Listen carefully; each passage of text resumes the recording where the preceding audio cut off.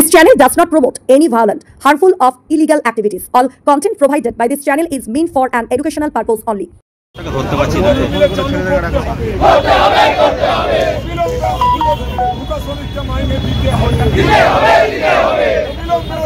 Dasnagar Arati cotton মিলের মাঠে BJP আয়োজন করে নরেন্দ্র কাপ ফুটবল টুর্নামেন্ট।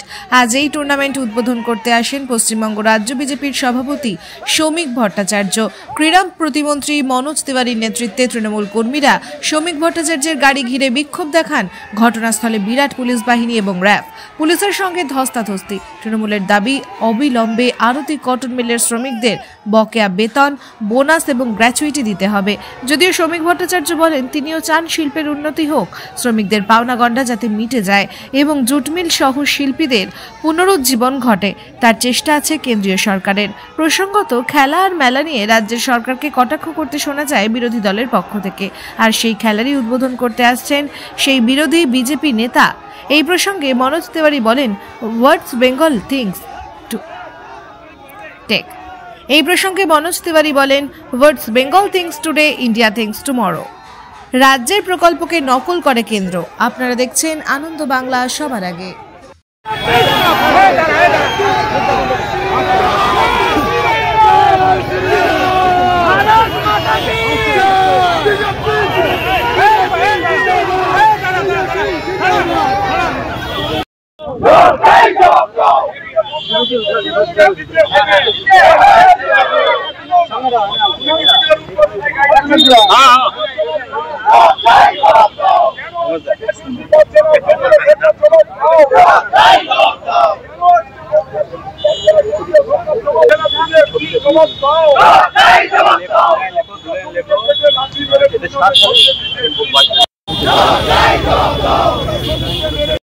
সরকার মানে খেলা আর মেলা নিয়ে ব্যস্ত থাকে, অথচ আজকেই তারা দেখা যাচ্ছে খেলার আয়োজন করছে জনসংযোগ বাড়ানোর জন্য।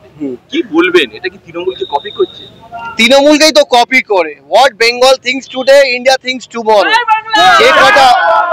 যে কটা প্রকল্প আমাদের মাননীয় মুখ্যমন্ত্রীর মাথা থেকে বেরিয়ে মানুষের স্বার্থে, মানুষের পরিষেবাদের জন্য বেরিয়ে যায়, প্রকল্পগুলো তৈরি করে মানুষের বাড়ি বাড়ি পৌঁছে দেয়, সেটাকেই তো কপি করে কেন্দ্র সরকার। কেন্দ্র সরকার কপি করে কি কি করে না দেখুন আপনি। এখন বিহারে ইলেকশন আছে, বিহারে ইলেকশনে এসে কি বললো, শুধু চাল দেবে, গেহু দেবে, তেল দেবে, এইগুলো দেবে 4 কেজি করে। আরে গুজরাটে যখন নির্বাচন আসে, যেখানে বক্তব্য রাখতে যায় দেশের প্রধানমন্ত্রী, সেইখানে বলে অনেক কোটি কোটি টাকার ফ্যাক্টরি লাগবে, অন্য অন্য নিজের নিজের জায়গা থেকে ফ্যাক্টরি লাগাবে, আর আমাদের রাজ্যতে কোনো আমাদের যে কোনো প্রাপ্য টাকা 100 দিনের টাকা এখনো পাই না আমরা। আমাদের গ্রাম যোজনার টাকা পাই না আমরা। আমাদের আবাস যোজনা, আমাদের সড়ক যোজনার এখনো প্রায় 7,000 কোটি টাকা পাওনা বাকি আছে। তার মধ্যে 16 লাখ আমাদের যারা 100 দিনের কাজ করা, যে খেটে খাওয়া মানুষ আছে, তাদের টাকা কেন্দ্র সরকার জেনে বুঝে রেখে দিয়েছে পেটে মারার জন্য। সেখানে আমাদের মাননীয় মুখ্যমন্ত্রী কি করলো? মুখ্যমন্ত্রী এতই মানবিক আছে, উনি আমাদের সরকারের তরফ থেকে প্রায় অনেকজনকে, অনেক লক্ষ লোকেদের 100 দিনের টাকা নিজের এইখান থেকে আমাদের সরকারের পক্ষ থেকে দিচ্ছে।